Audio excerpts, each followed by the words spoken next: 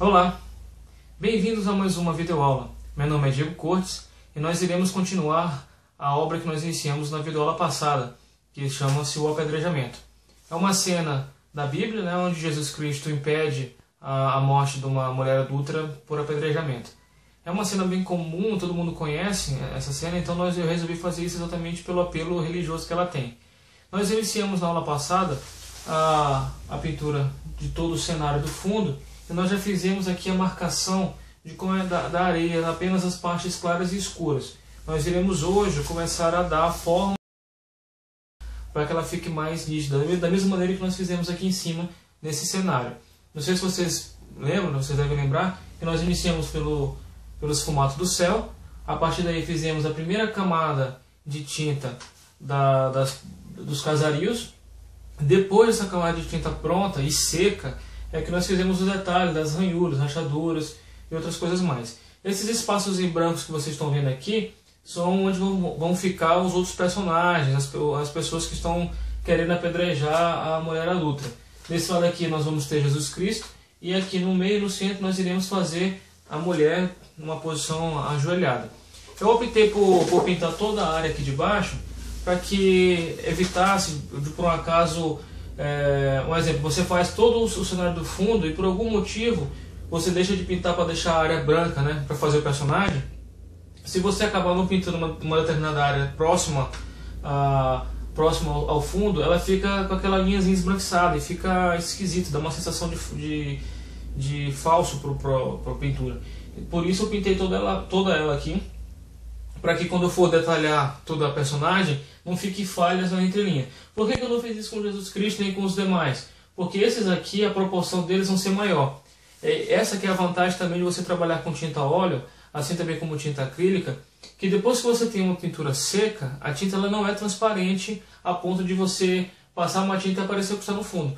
Então o que eu vou fazer? Eu tenho aqui uma proporção que eu fiz, que eu não gostei muito, achei que ficou muito pequena. Ampliar significativamente o tamanho de cada personagem, né? E como eu já tenho o cenário pintado, não vai dar distorção. Vocês vão poder ver isso mais para frente. O passo que a gente vai fazer agora é exatamente apenas pintar todo esse cenário aqui de baixo, que é onde vai ficar a areia, né? Vamos dar os tons de claro e de escuro, fazer várias pedras aqui ao redor. Essa parte escura que vocês estão vendo aqui vai ser a sombra projetada da mulher. Eu já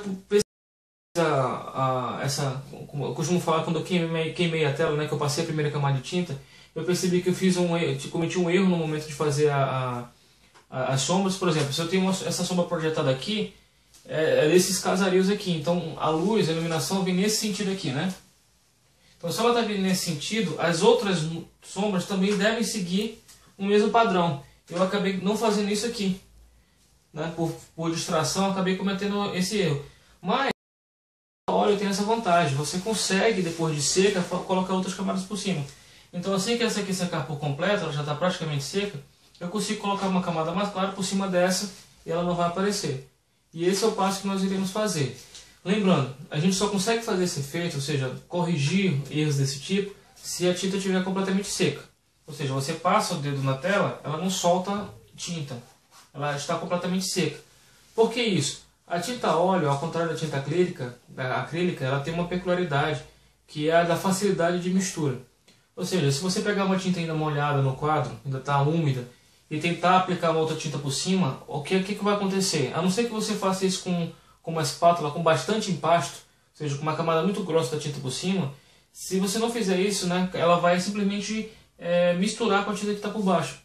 Por exemplo, se você quer trazer... Eu tenho um tom escuro aqui, um terra de siena natural com sombra queimada, e tenho aqui um terra de siena natural com branco.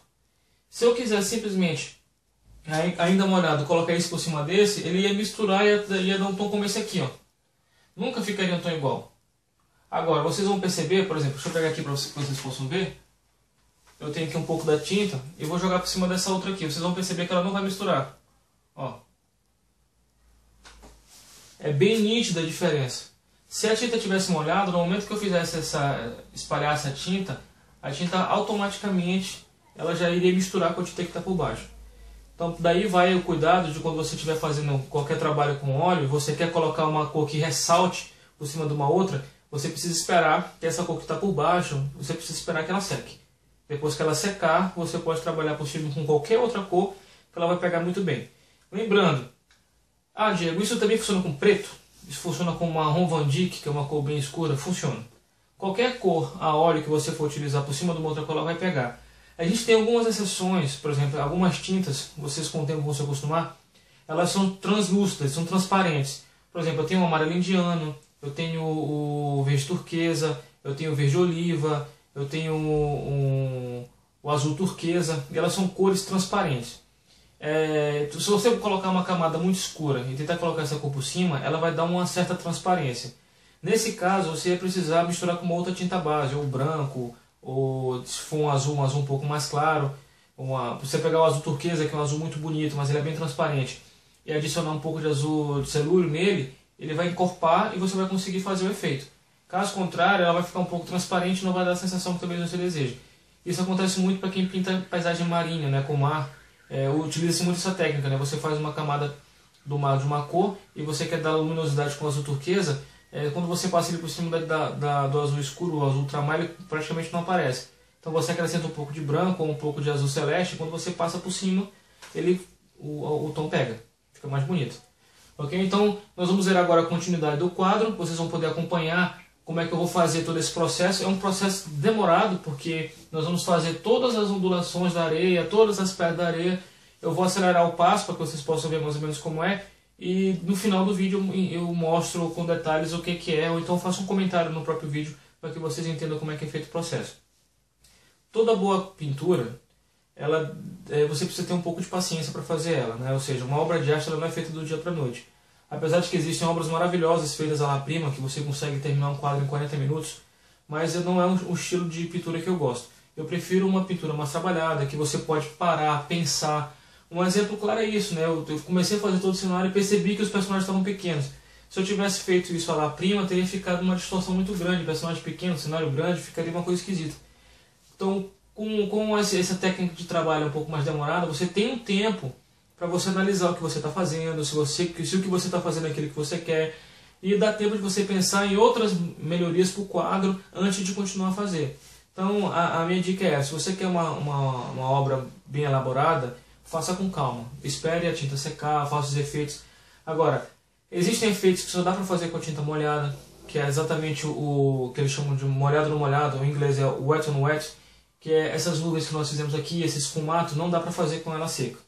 Você não consegue um efeito tão bonito quanto esse se a tinta de baixo estiver seca. Ela tem que estar molhada para você misturar. Mas isso eu já expliquei na aula anterior. Vocês podem revisar a aula anterior e vão perceber como é que isso aqui é feito. É muito fácil de fazer, fica um efeito muito bonito, mas ele só funciona se a tinta ainda estiver molhada. Se ela estiver seca, você não consegue fazer o efeito. Ok? Então, sem mais delongas, vamos dar continuidade para o quadro para que a gente possa ver como é que vai ficar o resultado final. Ok?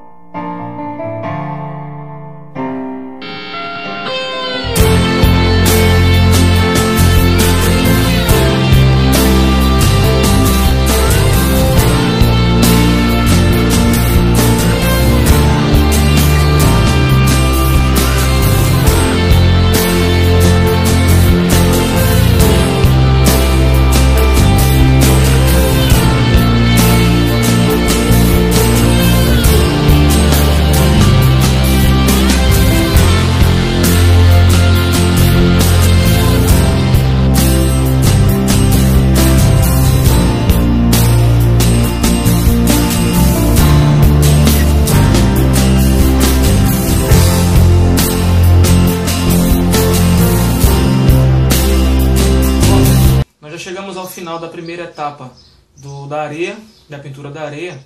Nessa etapa nós iniciamos fazendo a primeira marcação com cores bem básicas, onde é que ficaria a sombra e a parte mais clara. Em seguida nós criamos todos os pequenos detalhes da areia para dar a sensação de ondulação. Aí o processo foi fazer a parte mais escura primeiro, para depois fazer a parte mais clara. Esse processo é um processo comum no mundo da pintura. Você sempre começa dos tons mais escuros para em seguida jogar a luz, porque dá uma sensação de realidade maior, né? Dá uma sensação de profundidade maior.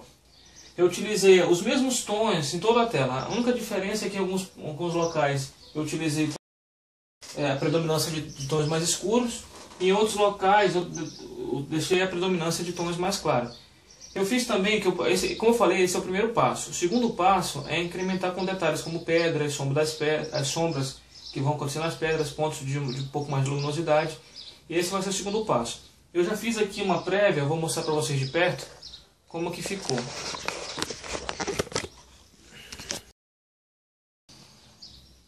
Já criei duas pedras, só para que vocês tenham ideia de como vai ser feito o processo. Toda essa pintura da areia, ela foi feita com a técnica de pincel seco. Eu já tinha preparado a tela, né? Eu já tinha preparado toda a tela. Fiz a camada mais escura aqui, nesse lado a camada mais clara. E depois disso utilizei um pincel língua de gato número 4, com um pouco de tinta, e fui esfumaçando. Fazia o risco, depois esfumaçava. Isso que consiste a técnica de pincel seco. Você tem um pouco de tinta na ponta do pincel, uma ponta de pincel língua de gato número 4, e com esse pincel língua de gato a gente fez esse efeito. Deixa eu tentar mostrar para vocês. Esse aqui é o pincel que eu utilizei. Eu marcava aqui a área, depois com o pincel com pouca tinta fazia o esfumato, puxava a tinta toda para o lado. Quanto mais você estica a tinta, mais esfumaçado fica. Vamos dar uma olhada aqui, ó. Veja bem.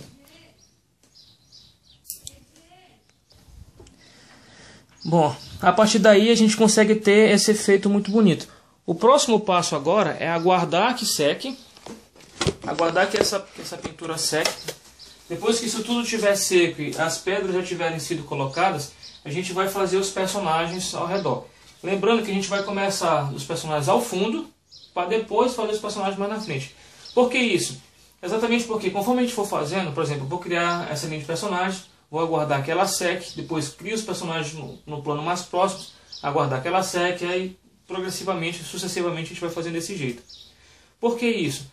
Porque se você fizer um personagem no primeiro plano antes, e depois for fazer um personagem no fundo, você vai ter dificuldades em gerar os detalhes que ficam próximo à pintura que você já fez. Porque a gente vai acabar tendo medo de borrar, de passar por cima da outra tinta. Então, se você fizer primeiro do fundo, tudo que você fizer por cima, você não vai precisar ter medo, porque você está fazendo os detalhes dos personagens que estão mais próximos. Aí fica uma dica muito boa. Então, eu vou aguardar vocês na próxima videoaula, onde nós já iremos começar todo o processo dos personagens. Eu vou só concluir aqui algumas pedras no caminho, tudo direitinho, e vou mostrar para vocês no início da próxima videoaula, e nós já iremos continuar com os personagens, ok? Aguardo vocês na próxima videoaula, e muito obrigado por ter assistido.